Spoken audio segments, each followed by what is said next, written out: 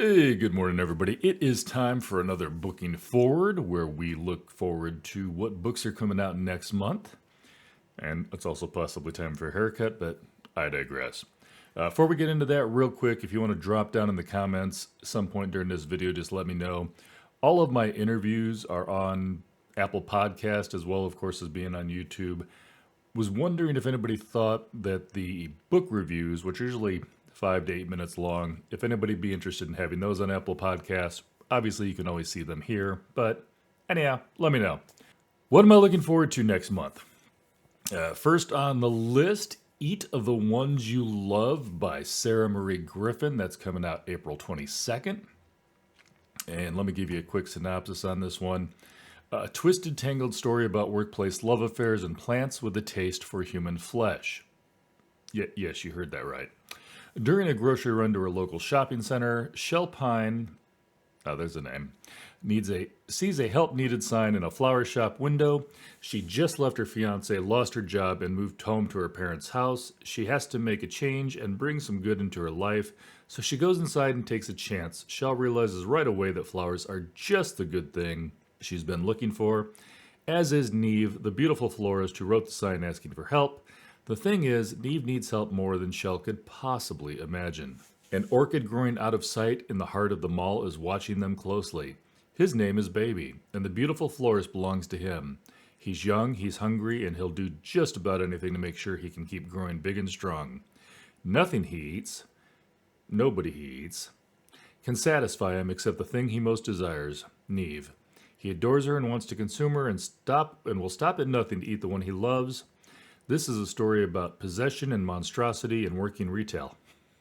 Those last two might be the same thing. It is about hunger and desire and other terrible things that grow. I don't know what to tell you. This one's either going to be great or is going to be corny. I don't know which yet, but I'd like to find out. Also, if anybody cares, Sarah's from Ireland. So, that's just fun. All right, what else we got on the list? When the Wolf Comes Home, Nat Cassidy, coming out April 22nd. Side note, we're also going to have Nat on in April. By the way, if you've been thinking about joining the Patreon, Nat's is going to be pre-recorded, so this is going to be the first one that we're doing where you guys, if you're on Patreon, you're going to be able to hear that before it drops normally. All right. Anyhow, I digress. Although I have to share this one thing, that this is about the book, but somebody listed Nat as the Stephen King of TikTok. I don't even know what that means, but I've had Nat on before. I love the guy.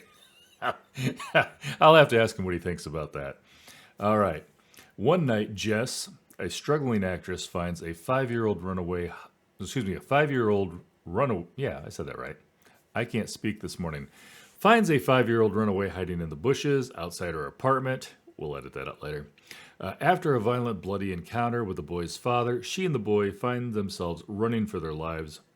As they attempt to evade the boy's increasingly desperate father, horrifying incidents of butchery follow them.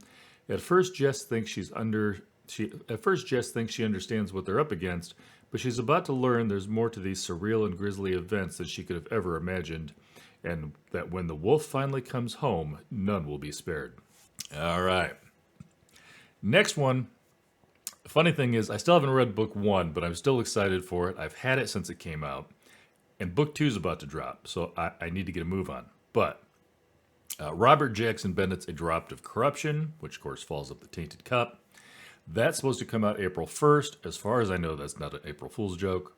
And so in the canton of Yarrowdale, at the very edge of the Empire's reach, an impossible crime has occurred.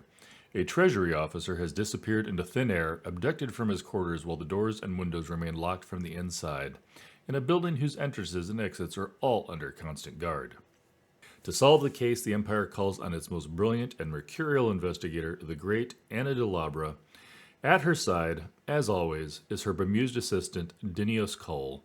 No idea if I'm pronouncing that right. Before long, Anna's discovered that they're not investigating a disappearance, but a murder, and that the killing was just the first chess move by an adversary who seems to be able to pass through warded doors like a ghost, and who can predict every one of Anna's moves as though they can see the future. Worse still, the killers seem to be targeting the high-security compound known as the Shroud. Here, the Empire's greatest minds dissect fallen titans to harness the volatile magic found in their blood. Should it fall, the destruction would be terrible indeed, and the Empire itself would grind to a halt, robbed of the magic that allows its wheels of power to turn. Din has seen Anna assault in impossible cases before, but this time, with the stakes higher than ever and Anna seemingly a step behind their adversary at every turn, he fears that his superior has finally met an enemy she can't defeat. Yeah, I need to read The Tainted Cup. The reason this one's still on my most anticipated, even though I haven't read book one, is because almost everyone that I've talked to loved The Tainted Cup. And I just need a break in my TBR to get that mixed in. So, still looking forward to this one. Next one. Don't know what to say about the next one. The next one, first time I read it, it wasn't really on my radar. And then I read it again. Not the book itself, but read the synopsis again. And now I kind of just want to see where it goes. This one's a little bit weird. It's Olivia Blake. Excuse me, Olivia. I don't know how you pronounce it when there's an E at the end. It's not Olivia. Olivia Blake. Don't sue me. All right, Gifted and Talented is the name of the book. That is also expected April 1st. So we'll see how it goes. Where there's a will, there's a war. Thayer Wren, the brilliant CEO of Renfair Magitech and so-called father of modern technology, is dead. Any of his three telepathically and electrokinetically gifted children would be a plausible inheritor to the Renfair throne, or at least so they like to think. Meredith, textbook accomplished eldest daughter and the head of her own groundbreaking biotech company, has recently cured mental illness. You're welcome.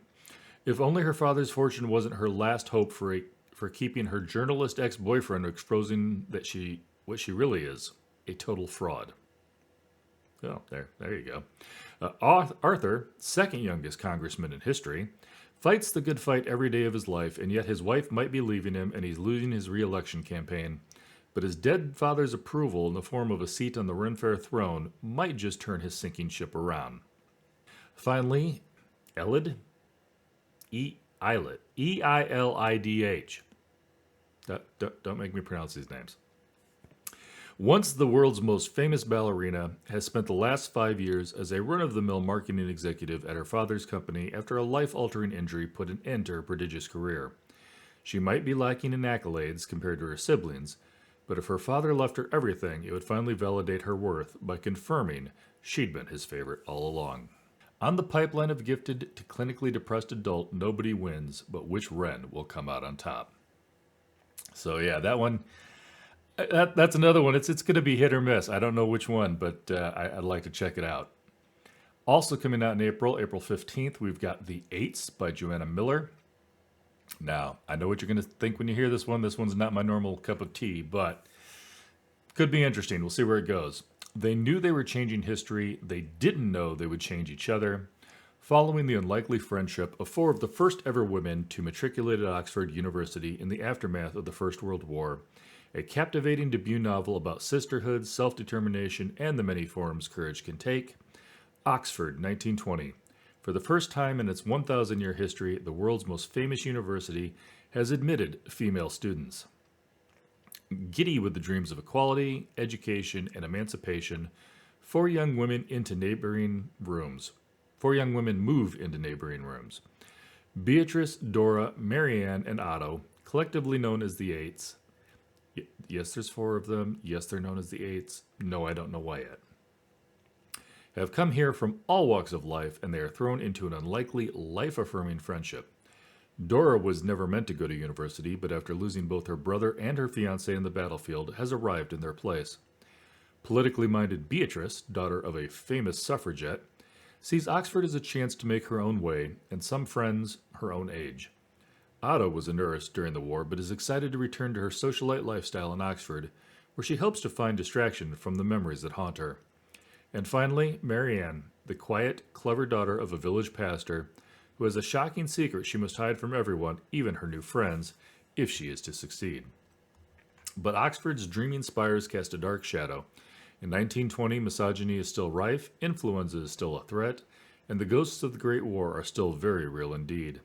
And as the group navigate the tumultuous moment in time, their friendship will become more important than ever. Now, Yeah, I know that's not normally my thing, but every once in a while, I can't read fantasy and horror all the time. Uh, and you know what? I love certain books, like Joy Luck Club. May not be a dude book, but I still liked it. So love to check that one out. Don't know where it's going to fit in my TBR, but I wouldn't mind giving it a try. Also, and finally, an author's name I can pronounce, David Baldacci's Stranger in Time is supposed to come out April 15th. From the number one New York Times bestselling author of A Calamity of Souls comes David Baldacci's newest novel set in London in 1944 about a bereaved bookshop owner and two teenagers scarred by the Second World War and the healing and hope they find in one another. 14-year-old Charlie Matters is up to no good, but for a very good reason. Without parents, peerage, or merit, ducking school but barred from actual work, he steals what he needs, living day to day until he's old enough to enlist to fight the Germans. After barely surviving the Blitz, Charlie knows there's no telling when a falling bomb might end his life. 15-year-old Molly Wakefield has just returned to a nearly unrecognizable London, one of millions of people to have been evacuated to the countryside via Operation Pied Piper. Molly has been away from her parents, from her home, for nearly 5 years. Her return, however, is not the homecoming she'd hoped for, as she's confronted by a devastating reality. Both her parents are gone. Without guardians and stability, Charlie and Molly find an unexpected ally and protector in Ignatius Oliver, and solace at his bookshop. The Bookkeep, where a book a day keeps the bombs away. Mourning the recent loss of his wife, Ignatius forms a kinship with both children and in each other. Over the course of the great armed conflict the world had ever seen, they rediscover the spirit of family each has lost. But Charles' escapades in the city have not gone unnoticed, and someone's been following Molly since she returned to London, and Ignatius is still reeling from a secret Imogen long kept from him while she was alive. No idea if I pronounced Imogen right.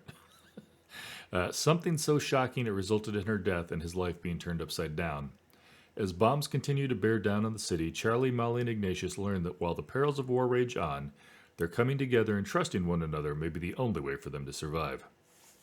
So that one I am looking forward to. I know a couple of historical novels there, but yeah, can't read the fantasy all the time. This one I'm even a little bit more excited about. Just found out about this one a couple days ago. I can't even remember. I think Orbit sent me an email. Had to check this one out. It's coming out April 17th. It's called The Raven Scholar. It's part of a new trilogy by Antonia Hodgson. Let us fly now to the Empire of Orin. These are fantasy names. I don't guarantee the pronunciations. Where there are 24 years of peace, Brisson the Brusque must end his reign. In the dizzying heat of midsummer, 7 contenders compete to replace him. They are exceptional warriors, thinkers, strategists, the best of the best. Then one of them is murdered. It falls to Nima Krea. Don't be putting two A's back to back and expecting me to pronounce it correctly. The Emperor's brilliant, idiosyncratic high scholar, to find the killer before the trials end. To do so, she must untangle a web of deadly secrets that stretches back generations, all while competing against 6 warriors with their own dark histories and fierce ambitions. Nima believes she is alone, but we are here to help. All she has to do is let us in. If she succeeds, she will win the throne. If she fails, death awaits her. But we won't let that happen. We are the Raven, and we are magnificent. Okay, great. That's a great line. It's a great line. Gotta check out the book. This one I know is already going to be on a bunch of your guys' radars. It's a new Ronald Malfi book. Comes out April 15th. It's called Senseless. What do you see? When the mutilated body of a young woman is discovered in the desert on the outskirts of Los Angeles, the detective assigned to the case can't deny the similarities between this murder and one that occurred a year prior. Media outlets are quick to surmise that this is the work of a budding serial killer. But Detective Bill Rennie is struggling with an altogether different, a secret that keeps him tethered to the husband of the first victim. What do you hear? Maureen Park, newly engaged to Hollywood producer Greg Dawson, finds her engagement party crashed by the arrival of Landon, Greg's son.